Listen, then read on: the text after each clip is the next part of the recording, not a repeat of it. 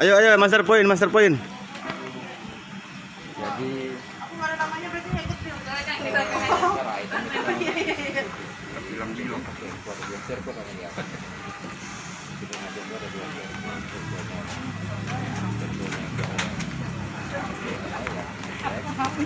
emang kayak gitu kan. Apa guys? Ini praktek cara mengevakuasi apabila terjadi kebakaran atau gempa bumi.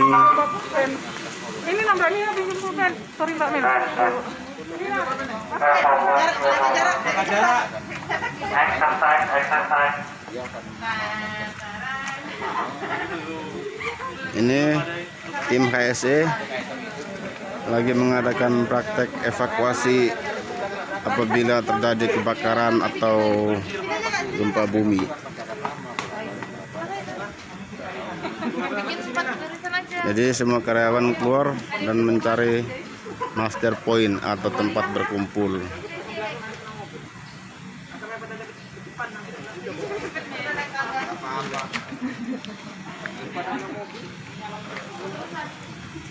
Bismillahirrahmanirrahim. Assalamualaikum warahmatullahi wabarakatuh.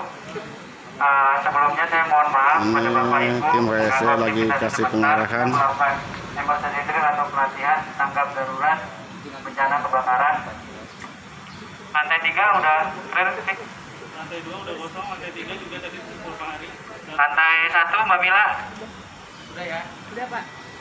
Oke. Mbak Mila. Jadi hari ini sudah akan kita melakukan drill. Kemarin saya sudah meminta izin ke Pak Redi dan konfirmasi. Jadi evakuasi hari ini adalah setelah terjadi kebakaran di mesin genset dan terjadi tumpahan solar dan oli. Sudah berhasil dipadamkan 5 menit kemudian, dan tim first aider sedang melakukan evakuasi dengan aman. Dan pagi ini sekaligus kita akan melakukan refresh untuk basic fire fighting yang akan dibawakan oleh Saudara Fikri. Silakan Fikri.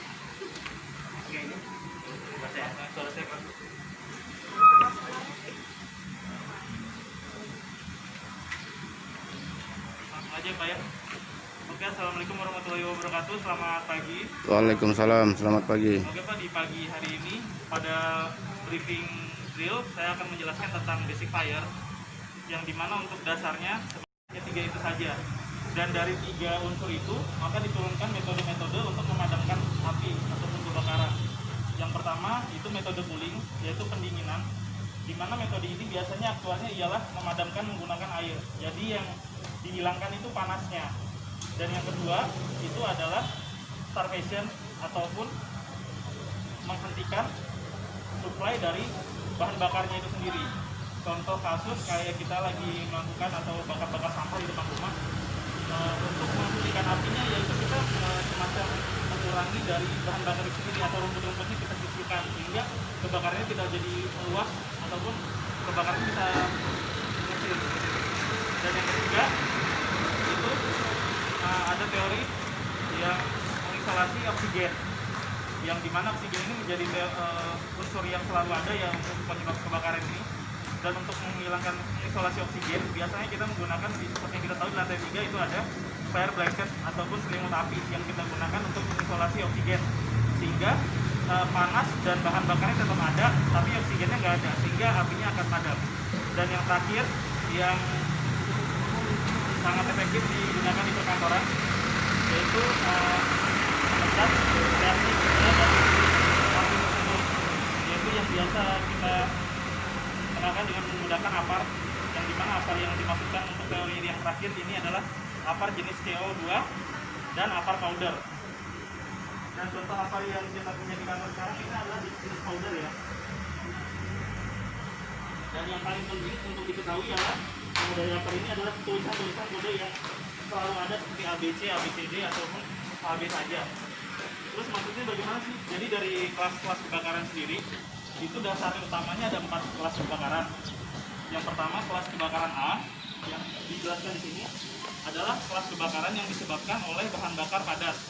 Contoh dedaunan, kertas, plastik, karet dan sebagainya macamnya. Di luar dari itu yang tidak masuk ke dalam golongan A benda padat ialah logam. karena logam punya kelas tersendiri. Dan yang B itu adalah yang disebabkan oleh bahan bakar cair.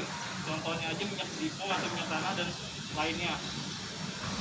Dan yang C, tipe KC yang dijelaskan juga ialah jenis kebakaran yang disebabkan oleh hubungan arus pendek listrik ataupun korsleting seperti itu.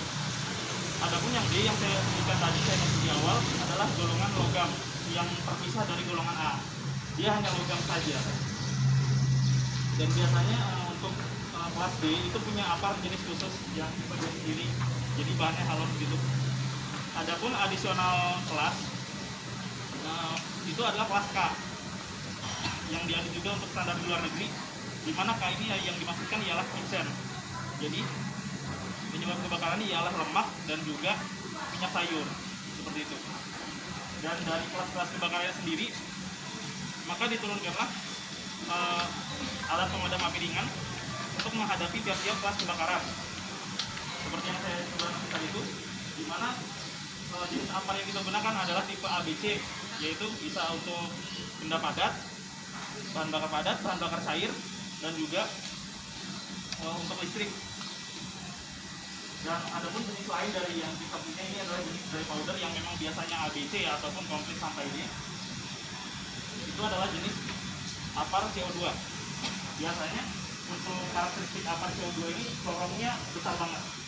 Dia agak lebih besar dari diameternya lebih besar. Dan untuk apar tipe yang ketiga itu adalah apar air. Jadi isinya hanya air dan tekanan aja. Dan yang keempat itu adalah jenis busa atau foam. Dan tiap-tiap apar sendiri yang saya jelaskan tadi punya batas untuk memadamkannya masing-masing. Material-material apa saja yang bisa dihadapi. Jadi kayak powder ini memang mayoritas dia bisa ABC, bisa padat, cair, dan listrik. Kalau untuk CO2 sama punya batas ABC. Dan untuk air dia hanya bisa memadamkan kelas A aja. Jadi benda padat selain dari logam, dia tidak bisa memadamkan jenis bahan bakar cair, dan tidak direkomendasikan juga untuk menyebabkan kebakaran kelistrikan, karena nanti malah jadi penyalur listrik yang baik dan pengantar listrik yang baik dari air itu sendiri. Dan foam ini juga yang jadi terakhir itu hanya bisa kelas A dan B, dimana dia hanya bisa ada bahan bakar padat dan bahan bakar cair. Dan dari parameter itu sebelum masuk ke penggunaannya, ada pun 5 hal yang harus diperhatikan sebelum menggunakan apar. Seperti yang kita ketahui, panjang dari apar ini ialah alat pemadam api ringan. Jadi untuk menggunakannya ialah pastikan untuk hati-hati kecil. Jadi kalau udah bentukannya besar, jangan bergantung kepada apar. Memang bisa, cuma jangan bergantung. Dan yang kedua ialah penyebab kebakaran yang saya sebutkan tadi. Pastikan jenis apar yang kita gunakan sesuai pada apa yang terbakar. Dan yang ketiga itu pastikan lagi kondisi apar. Yang paling gampang ialah tekanan ini saja, pastikan kalau dia ada di pressure yang hijau, jangan sampai kurang, jangan sampai lebih.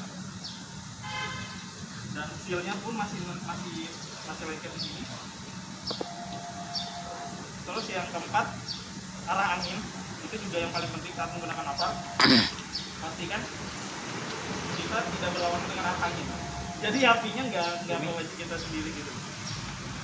Ada yang bisa ngangkat apa?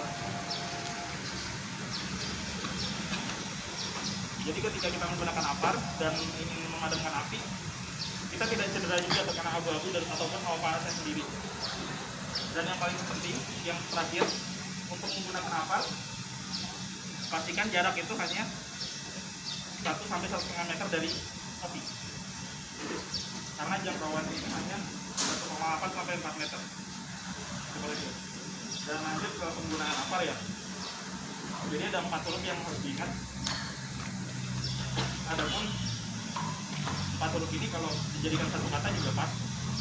Yang pertama full, tarik segel ini dalam menggunakannya. Yang pertama. Yang kedua air. Tadi kan pas PASS. Yang kedua air, arahkan. Jadi pastikan dorongnya sudah mengarah ke bagian dasar api ya, bukan di atasnya tapi bagian dasar api yang memang kaki apinya itu biar efektif. Terus yang S itu squeeze atau tekan ininya. Jadi untuk rekomendasi dulu, apabila kita menggunakan kapal itu bagusnya karena napas ini sih yang untuk memegang ini. Jadi untuk potensi tangan terkuat kita itu napas kanan napas kiri itu yang memegang corongnya. Jadi misalkan kita buat di kanan, corongnya kanan. Terus yang terakhir itu ada squeeze atau tap. Jadi selain kita arahkan ke bawah, gerakannya juga seperti ini seperti itu. Ya, itu aja untuk ada di fire dari saya, dan selanjutnya bisa dari Bang terkait. Oke, terima kasih Mas Yuli. Ada pertanyaan mengenai penggunaan APAR sebelum kita masuk ke pertolongan pertama pada korban pingsan. Jadi kenapa ini penting? Di rumah juga bisa dipraktekkan. Kematian akibat penyakit jantung terbanyak adalah disebabkan pertolongan pertama yang gagal. Jadi bisa digunakan di rumah. Agak mendekat aja nggak apa-apa. Fik. Agak mendekat aja nggak apa-apa biar suaranya terdengar.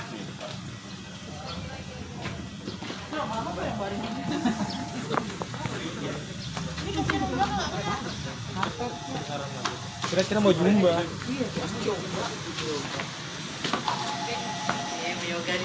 Jadi di lokasi kerja itu ketika kita menemukan orang yang sedang pingsan, wah ini kita nggak tahu nih dia pingsannya kenapa. Tapi yang perlu kita ketahui adalah kita harus perhatikan DRABC. Ada yang pakai DRABC, ada pakai DRCAB. Dari kedokteran dunia itu semuanya masih sama-sama dipakai. Tapi yang paling umum di Indonesia menggunakan standar Amerika DR ABC. D yang pertama adalah danger. Kita pastikan sudah tidak ada bahaya, atau misalkan ada dia tertindas tangga atau ada yang tertindih, kita amankan dulu, pastikan sudah tidak ada bahaya. Yang kedua respon. Jadi direspon. Misalkan kita kenal namanya, kita panggil namanya, tapi kalau enggak kita bisa tepuk-tepuk aja. Quick, panggilanmu gitu. Dia bangun. Dia masih bangun nanti kalau.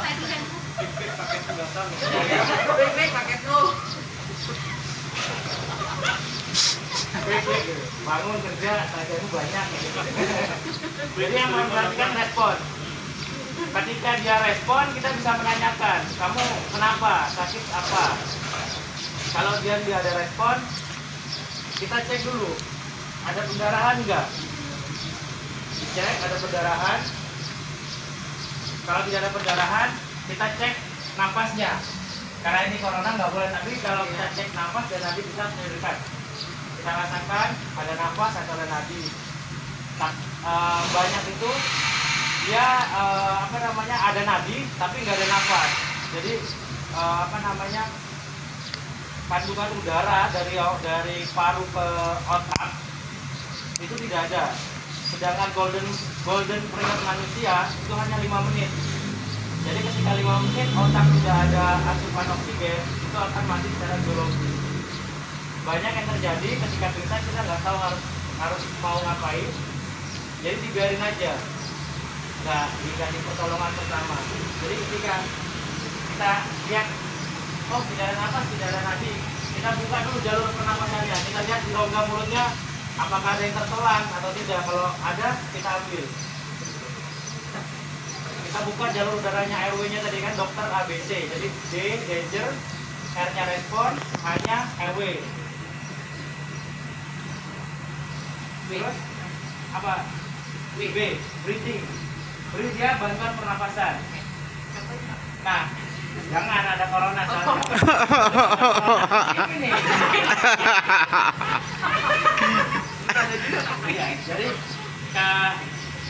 Jadi ketika memberi nafas bukan seperti orang, mohon maaf, ciuman ya. Jadi ketika ini bibir, ini ada bibir kita itu mengcover semua, jadi nggak ada udara yang keluar. Jadi benar-benar kita memberi nafas itu supaya udara di paru yang tadinya tidak masuk otak itu bisa ada asupan oksigen. Setelah itu kita melakukan CPR.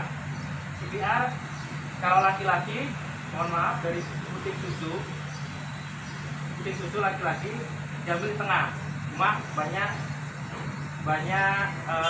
terjadi dispute atau terjadi kontra mengenai dari puting susu. Dimana kalau punya dinar candy kan susah mengukurnya. Jadi diambil adalah jadi diambillah 1 jengkal dari leher. Nah 3 jengkal Pak. Ya, Nah 3 jengkal ke bawah. sudah. Ambil 1 jengkal dari leher, melakukan kompresi. Itu tidak boleh ditekuk ya. Jadi begini, lurus, ditekan. Jadi punggung yang main. Jadi rasionya 30 kali tekanan, 2 kali tiup. Sampai kapan? Sampai bantuan datang. Itu yang pertama. Yang pertama sampai dia sadar. Kalau dia sadar kita berhenti. Kalau nggak sadar terus sampai bantuan datang. Setelah berikutnya, setelah breathing, baru circulation. Circulation, kalau dia sudah bernapas, kita kasih dia relax, biarkan dia bernapas sampai bantuan datang. Nah, banyak orang yang kecelakaan, kita mengangkatnya salah. Kalau misalnya ini korban pingsan ya, tapi kalau misalnya kecelakaan di jalan, itu jangan langsung main angkat ya, karena tulang spinal kita atau tulang belakang kita itu rawan sekali ketika terjadi benturan. Jadi kita angkatnya terlipat, dia bisa terkena tulang belakang. Itu kalau laki-laki bahaya karena bisa mengakibatkan hipotensi dan sebagainya. Jadi seperti itu ya. Nah, beda lagi ketika si korban itu mengalami pingsan karena berenang, karena tenggelam. Kita posisinya adalah membuat dia posisi miring. Ketika dia sadar, kita buat miring. Kalau badannya kayak miring gini, kita agak berat ngangkatnya. Nah, misalnya dia miring sendiri. Nah, ada tekniknya, tekniknya seperti ini. Kaki sebelah kanan, sebelah kiri tekuk. Udah gitu kita tinggal dorong aja. Kalau kita mengangkat dengan berat ini akan terasa sangat berat. Jadi ada triknya. Jadi kenapa kita harus miringkan? Supaya ketika masih ada sisa air dia batuk, dia bisa langsung keluar. Seperti itu. Mungkin itu yang bisa saya sampaikan. Ada pertanyaan? Kalau miringinnya apa miring? Terserah, yang enaknya. Kalau yang kirimnya jurang, penting ke kanan. Serius nih kalau Iya, maksudnya disesuaikan aja. Oke, itu yang dapat saya sampaikan. Jika ada yang ingin disampaikan oleh Pak Tungkir dan Pak Reddy,